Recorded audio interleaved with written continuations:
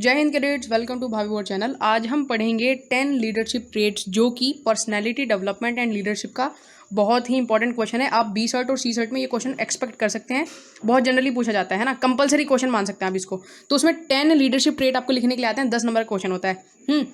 इस वीडियो में मैं आपको 15 लीडरशिप ट्रेट याद करवा दूंगा, है ना। बस ध्यान से एक बार वीडियो देख लेना, याद हो जाएंगे। ठीक, अब देखो लीडरशिप ट्रेट मतलब क्या हुआ, लीडर होने के गुण। लीडरशिप ट्रेट लीडर होने के गुण। ठीक, सबसे पहला इसमें आता है अलर्टनेस। अलर्टनेस मतलब होता है अपॉर्चुनिटी पिक करने की क्षमता आपके अंदर, है ना। बिल्कुल चौकन्ने हैं आप, तो कोई भी अपॉर्चुनिटी अपने आसपास की पिक कर लोगे। तो अलर्ट, जागरूक रहना, समझ गए। बस ध्यान से आप सुनते जाना, आपको चीज़ें समझ में आती जाएंगी।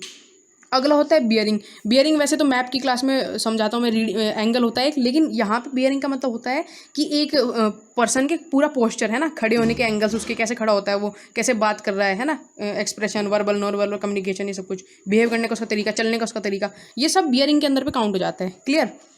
तीसरा होता है करेज।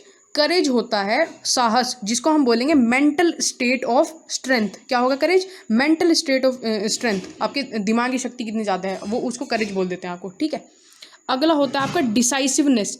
डिसाइसिवनेस होता है कि डिसाइसिवनेस बना है जैसे डिसीजन से, तो डिसीजन लेने की जो क्षमता होती है आपकी, किस तरह से, लॉजिकली सोच करके। डिसाइसिवनेस, लॉजिकली सोच करके कोई भी डिसीजन लेना is known as decisiveness. Clear.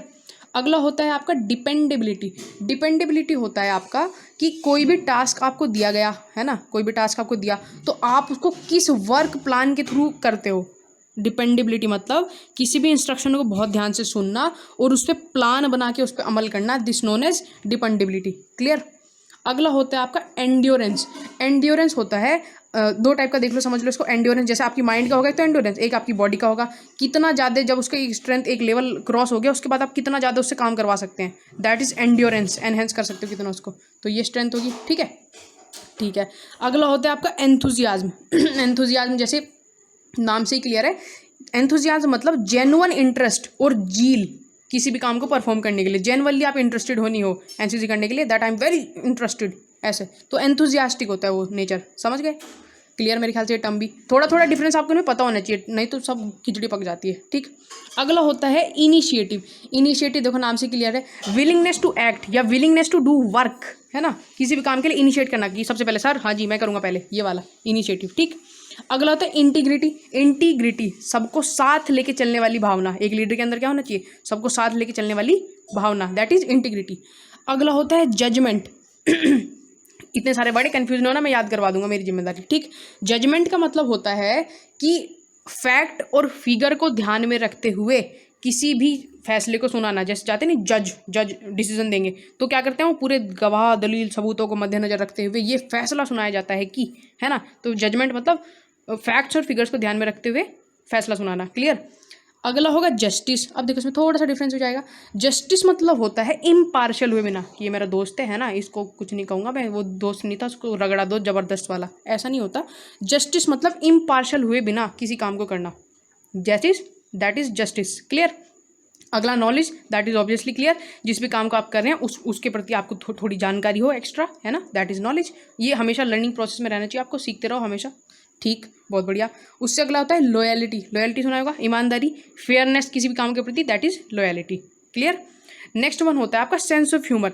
Sense of humour होता है, देखो मजाकिया सा नेचर होता है कुछ लोगों का। मतलब क्या हुआ कहने का, जैसे इंग्लिश में अगर आप उसको बोलें, ability to appreciate lighter moments of life, है ना, कि इतना सारा काम हो रखा है तो स्ट्रेस के बीच में दबो दबे काम नहीं कर रहे, कि लाइटर मोमेंट हैं जो अपनी जिंदगी में आ रहे हैं उनको अप्रिशिएट कर करके आगे बढ़ना, that is sense of humour होता है। ठीक। अगला होता है विल। विल होता है दृढ़ शक्ति किसी काम को करने की, that I will become this, I will become an army officer soon. तो ये है विलिंगनेस टू डू समथिंग, है ना, अंदर से आती है चीज़। क्लियर होगी। टर्म्स में मेरे ख्याल से डिफरेंस थोड़ा थोड़ा समझ में आ गया होगा, क्लियरिटी हो गई होगी। अब भी नहीं आ रहा तो वीडियो रिपीट कर लेना, और तब भी नहीं आएगा तो मेरे को कमेंट बॉक्स में बताना, I will make this video another time, तो उसमें और क्लियर कर देंगे। ऑल राइट, अब इसको याद करते हैं, ध्यान से सुनना। ABCD आती है सबको, ABCDF। ठीक है, देखते चलो ध्यान से। ABC अलर्टनेस, बियरिंग, करेज। ABC अलर्टनेस, बियरिंग, करेज। बोलो मेरे साथ, चुपचाप मत बैठो। अलर्टनेस, बियरिंग, करेज। फिर 2 बार D, डिसाइसिवनेस, डिपेंडेबिलिटी। 2 बार D, डिसाइसिवनेस, डिपेंडेबिलिटी। फिर डी के बाद 2 बार ई आएगा, एंड्योरेंस एंथुजियाज्म। क्या क्या आएगा? Endurance enthusiasm. A B C alertness bearing courage, D D decisiveness dependability, E E endurance enthusiasm. ठीक, अगला फिर आ जाता है आपका आई, ई एफ जी एच छूट जाता है आपका, आई आता है, आई 2 बार, I initiative integrity, I initiative integrity. फिर आई के बाद जे 2 देख लो, judgement justice, judgement justice, judgement justice.